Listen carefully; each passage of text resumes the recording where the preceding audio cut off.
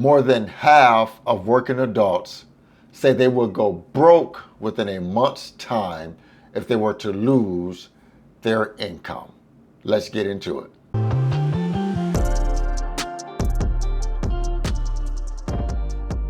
Hey guys, welcome to the channel, Frank Talks Money. Real quick, I just need one favor, guys, just one small favor.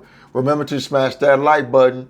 The more likes the video receives, the more the algorithm will share the video with more like-minded people like you and me. Now let's get right into the content. Guys, more than half of Americans say they would go broke within a month's time if they were to lose their income. Despite rising employment levels, the vast majority of Americans still face a host of financial challenges in early 2025. Nearly 40% of respondents to a recent survey say they have gone deeper into debt, and less than half say they are earning enough income to live comfortably. More than half of Americans, 52%, say if they were to lose their jobs today, they will run out of money within a month's time. Only 1 out of every 4 surveyed say they would have enough money to last an entire year. So as we can see, you can't beat this horse enough. Americans just don't want to save. Americans do not want to save. We will spend every single dime that comes in, but we will save absolutely zero. If people would save like they spent, individuals probably wouldn't have the debt load that they have. Guys, if you're still here, smash that like button for me, guys. Guys, remember, if you're still here, smash that like button, please. Cut spending. The vast majority of Americans, 90%, report cutting spending in 2025. Spending on dining out, entertainment, and clothing is at the top of the list. In 2025, 90% of Americans expect to cut their spending. Dining out gets the largest reduction by 50%, entertainment by 40%, and shopping by 30%. Debt. More than 2/3 of Americans, almost 70%, are worried that they will not be able to afford everyday goods if prices continue to rise. 2/3 even said that a $10,000 windfall would not cover their financial needs. More than a third, 35%, expect to be in debt for the rest of their lives. Guys, can you imagine that? Just thinking how that must feel for someone to even think that, like, wow, I'm going to be in debt for the rest of my entire life.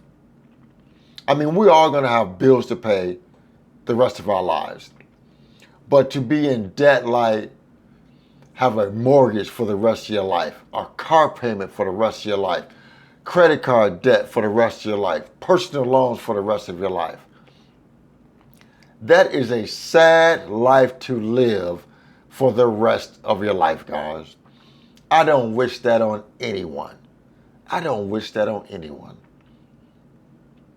But you can make a decision to not let that be your fate. You can make that choice. Required repayments on student loan debts begin later this year following a 3-year suspension. A large majority of borrowers expect the repayments to have a negative effect on their finances. And actually, guys, student loan payments have already resumed. About 40% say they will have to work more to increase their income to meet these extra payments. More than a third expect to run up other forms of debt when their student loan payments resume. And as I stated, guys, student loan payments have already resumed. Man, I just feel for people that's in debt. I just feel bad for people that's in debt, because debt is just debt is holding a lot of people back. Debt is holding a lot of people back from building wealth. Debt is holding a lot of people back from just saving money. Debt payments is just weighing a lot of people down. And I just feel bad for people. But I think a lot of it is self-inflicted wounds. We don't have to have credit card debt. Stop living above your means. You don't have to have a $50,000 car. Stop living above your means. Stop financing everything in sight. Stop living above your means. A lot of this, in my opinion, are self-inflicted wounds. Collapsing net worth. The combination of inflation and higher debt means a smaller portion of income is going into savings. Almost half of Americans, 50%, say they have dipped into their retirement or emergency savings in 2024. That results in little to no net worth. How big is that problem? 1 out of every 4 Americans say they have a net worth of zero, including nearly a third of baby boomers and Gen X, my age group. My age group, the majority of us are broke. This is a shame, guys. You know, as I read up on financial news and what's going on in the financial world, it always just comes back to how broke Americans are. Americans have little to no net worth. Americans have staggering amounts of debt. Americans have little access to liquid savings. Majority of Americans have no assets. We are in a sad state of affairs at the beginning of 2025, guys. And the only advice that I can give everybody, what's holding everybody back, is one common denominator: debt. Guys, if you're still here, smash that like button for me, please. Guys, if you're still here, smash that like button for me, please. The one common denominator for everyone is debt. If you can get your debt levels under control, you can build wealth. It's just that simple, guys. Building wealth is easy and simple once you have control of your money and your money is not coming in and then going out to payments. When you get out of that debt cycle, you can then begin to build wealth. Guys, they say over the next 20 years, the U.S. economy is going to keep growing at a steady pace.